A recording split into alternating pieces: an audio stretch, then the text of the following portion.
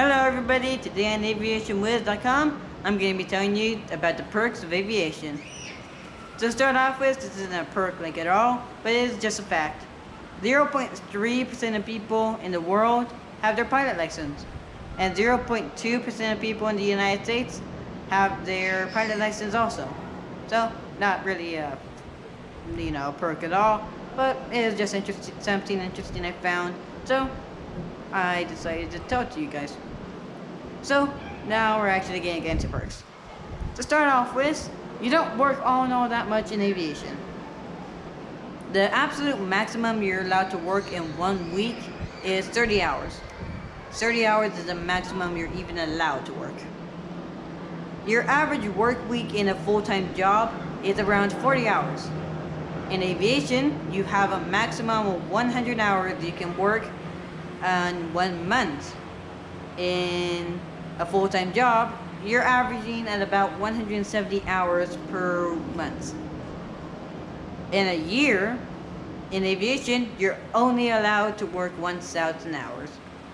In a full-time job, you're gonna be doing about 2,000 hours.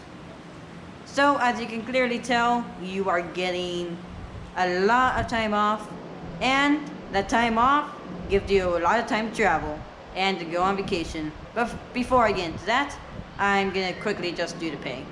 I'm not gonna go into too much detail since you can look it up online, but your regional airline, if you're working for a regional airline, you make about $38 per hour. If you're working for an airline transport pilot, you make around $88 per hour. And if you're working for China, you make around $300,000 per year. That's it for pay. Let's move on. Like I said, you have a lot of free times on your hand because, well, you're lucky. And you need to do something with all that free time. So it's vacation time. While you're on vacation, you get to go to places, you get to go to other places around the world, and you can see a lot of stuff that you normally wouldn't be able to go to because you're stuck driving or going on a boat or something. So, for example, the culture, you can see all the different cultures and places.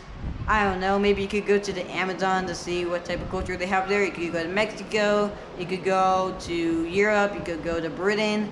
The possibilities are literally endless when it comes to where you could go around the world, since you could just fly there. And you get to see all the different cultures, all the different foods, all the different ways of entertainment, different modes of transportation. And yeah, you just get to see the world a lot more.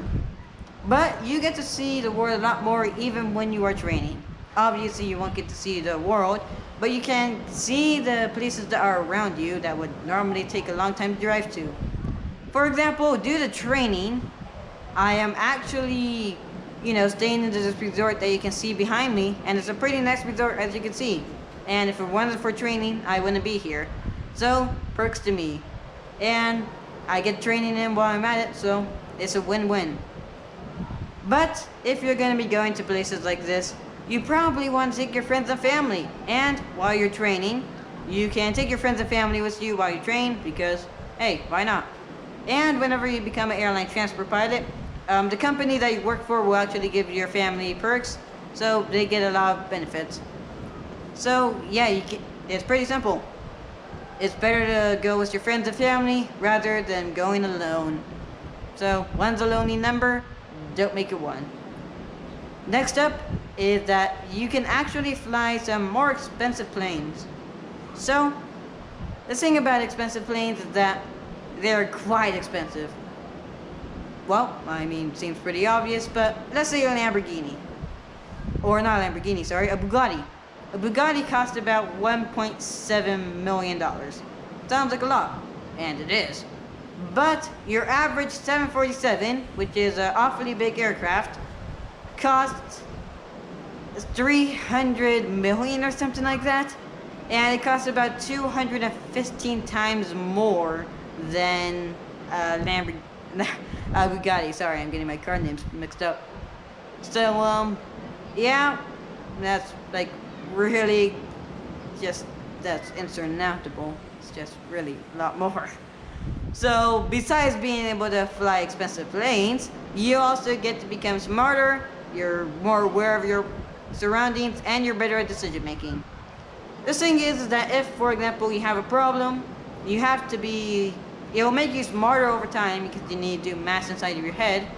You become better at decision making because whenever you have a problem, you need to think in the moment, and you need to become aware to see if any problem might come up.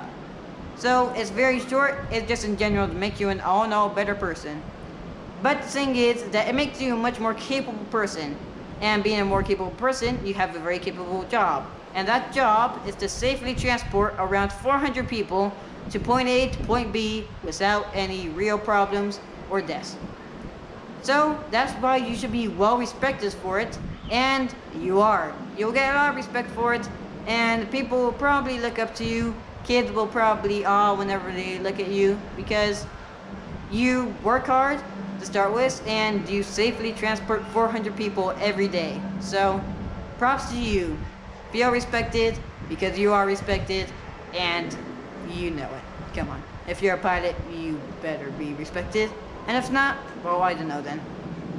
But not only can you be respected, but the view that you have whenever you're flying can also be quite respected also. Whenever you're flying above the clouds, when you look down the clouds, it looks quite nice and is a very good view.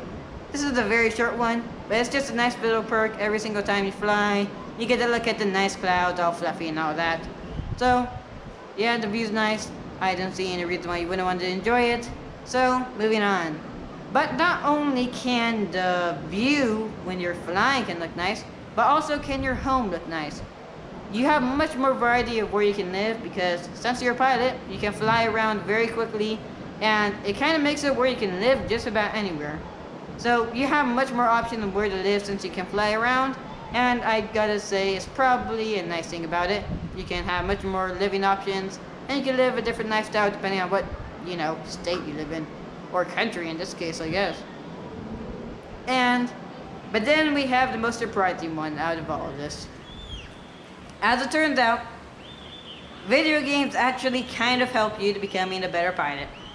The thing about video games is that it gives you hand-eye coordination. It gives you better hand-eye coordination, and in aviation, you want hand-eye coordination. I would not recommend telling this to your parents because they probably will freak out. But I think the parents probably might already be watching this, so hey, hopefully you're not freaking out right now. So the surprising twist, video games kind of help you become a better pilot. So after that surprising shock, that brings us to the end of the video. I hope you enjoyed it. I hope I inspired you to be a pilot now. And I'm always trying to inspire you to be a pilot, but I hope I inspired you a little bit more than before. So, hope you enjoyed the video. See you later.